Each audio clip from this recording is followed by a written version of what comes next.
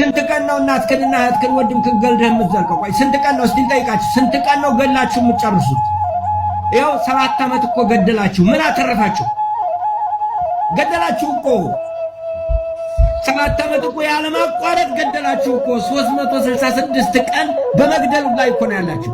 ምን አተረፋችሁ? ንገሩኛ ያተረፋችሁት። ከዚህ ተመለሱና ወደ ልባችሁ ወደ ውስጣችሁ ሄዱ። ቆሙና አስቡ።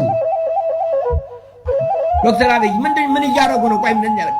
በሆነ ያስደስተውታል? ይሄ ነገር ደስ ይለውታል? የእህቶች ተቆራርጦ መሞት ያስደስተውታል? የህፃናት ተበጣጥሶ መሞት ያስደስተውታል? የእናቶች ጥቁር ለብሶ እንደዚያ የእናቶች ጸሎት ነው እኔን ያዘኝ ያሉት ያ ነገር ያስደስተውታል? እርግጠኛ ነዎት? ያንን ነገር ቃልዎትን ለመቀበል ያስደስተውታል? እነዚህ ህፃናት ሞት እንደዚያ ያስደስተውታል? ደስ ይለውታል? እሱ ያረካውታል? የሰው ልጆች እዚያ ላይ አልጋ ሆነው ያውታል? ያሉ እሱን ያያሉ? ያ ይታየውታል? እየከሰስኩት አይደል? እስቲ ይዩት፣ እውነቱን ይዩት። አይነግሮትም። አብረውት ያሉት ውሸታቸውን ነው። ህዝብ አልወደዶትም፣ ጠልቶታል። ልንገሮት፣ ይመለሱ። እነሱና ካንተ በላይ የሚሉት ሰዎች ውሸታቸውን ነው። የለም ያ የነበረው መጀመሪያ የለም። እኔም ሳሙኤል ብየውት ነበረ። ያን ጊዜ ትክክል ነበርኩ፣ አሁን ግን ትክክል አልነበርኩም። አይደለሁም። ያን ጊዜ ትክክል ነበርኩ፣ አሁን ትክክል አይደለሁም። አሁን አልለወትም። አሁን ሌላ ስም ነው የምሰጥዎት። ያንን ስም አሁን አልጠራውም፣ ይመለሱ እንደው ብዬ።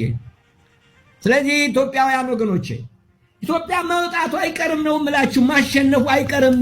ኢትዮጵያ ወደ ከፍቷ መውጣቱ አይቀርም። እኛ ላናየው እንችላለን እንጂ አይቀርም እሱ። ስለዚህ ለዚህ ከፍታ ሁላችንም አስተዋጽኦ እናድርግ። ለጥፋትና ለሞት አስተዋጽኦ ከምናድርግ በእኔ ሰውን የሚመለከት የሰውን መብት የሚመለከት የሰውን ሕይወት የሚመለከት በምድር ላይ የመኖር መብቱ የተገደበን ማህበረሰብ በመደገፍ የሚመለከት ፖለቲካ አይደለም። ለኔ ለነዚህ ሰዎች አሁን በዚህ መልክ መጮህ ለደጋፊዎቹ ፖለቲካ ነው። ምክንያቱም ይሄ አገርን ያጠቁራል ብለው ነው የሚያምኑት። የአገርን ገጽታ ያጠፋል ብለው ነው የሚያምኑት። ስለዚህ ለነሱ የአገር ገጽታ ስለሚባል የሞቱ ሰዎች መቀበር አለባቸው የሚል ነው። እኔ ደግሞ አይደለም። የሰው ሰብአዊ ገጽታ የሰብአዊነት መብት ገጽታ ከሚጠፋ የመንግስት ገጽታ ይጥፋ ነው። ምክንያቱም አልደረሱበትም እነዚህ ሰዎች።